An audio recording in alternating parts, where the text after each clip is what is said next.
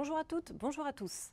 Depuis samedi 14 mars minuit, tous les commerces dits non essentiels sont fermés et ce jusqu'au 15 avril.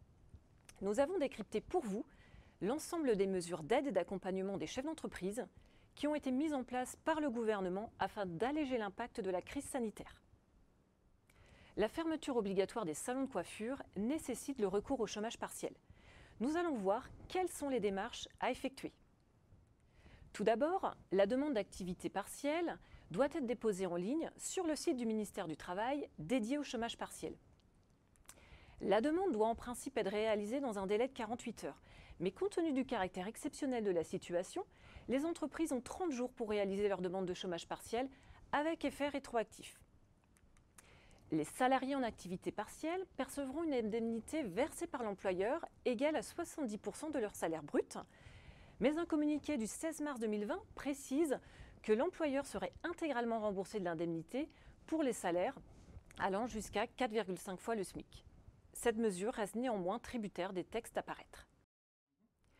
Lorsque les établissements scolaires sont fermés et que l'employeur ne peut pas proposer de télétravail, ce dernier peut solliciter l'arrêt pour garde d'enfants de moins de 16 ans. Ce dispositif n'est pas réservé qu'aux seuls salariés.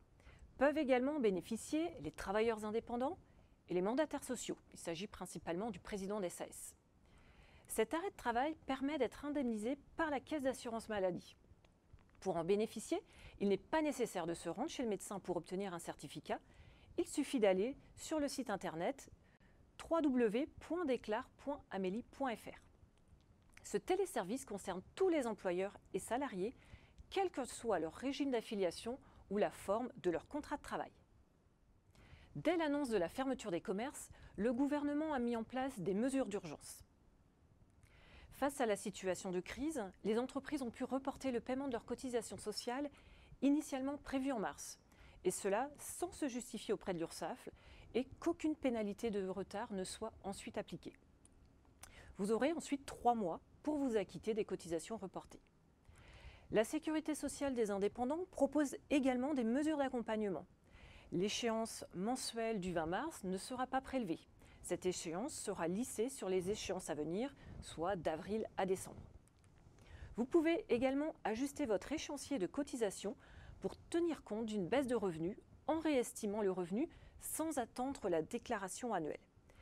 Et enfin, vous pouvez solliciter l'intervention de l'action sociale pour la prise en charge partielle ou totale des cotisations ou pour l'attribution d'une aide financière exceptionnelle. L'État a mis en place d'autres aides de soutien visant à soulager les entreprises. Un fonds de solidarité est mis en place par le gouvernement. Pour pouvoir en bénéficier, il faut respecter plusieurs conditions. Réaliser moins d'1 million de chiffre d'affaires annuel, votre activité s'arrête pour raisons sanitaires, ou bien votre chiffre d'affaires a baissé de plus de 70% entre la déclaration de mars 2019 et celle de mars 2020. Cette dernière mesure s'applique aux auto-entrepreneurs. Le montant de l'aide exceptionnelle est fixé à 1 500 € par mois.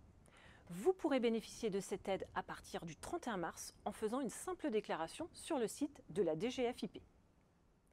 L'annonce du président de la République laisse penser que nous pouvons suspendre, entre autres, le paiement des loyers et des factures d'eau et électricité. À cet instant, nous ne connaissons pas les contours précis de cette mesure. Toutefois, vous pouvez solliciter à l'amiable vos fournisseurs d'énergie et votre bailleur. Concernant les autres aides, il est possible de demander au service des impôts des entreprises le report sans pénalité du règlement de leurs prochaines échéances d'impôts directs, à savoir les acomptes d'impôts sur les sociétés, taxes sur les salaires et CFE.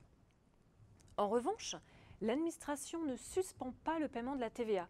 Il faut donc continuer à la déclarer et à la payer. Pour les travailleurs indépendants, il est possible de moduler à tout moment et même de reporter les acomptes de prélèvement à la source. Ensuite, vous pouvez solliciter le rééchelonnement des crédits bancaires en cours.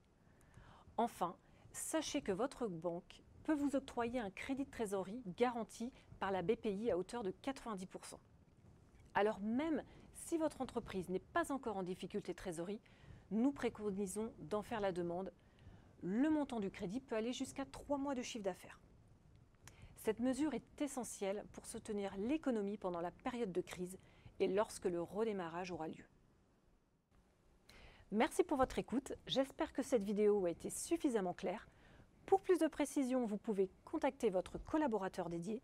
Et si vous n'êtes pas encore client, vous pouvez prendre rendez-vous grâce au lien dans la description de cette vidéo. Je vous dis à bientôt pour d'autres vidéos et en attendant, prenez soin de vous. Au revoir.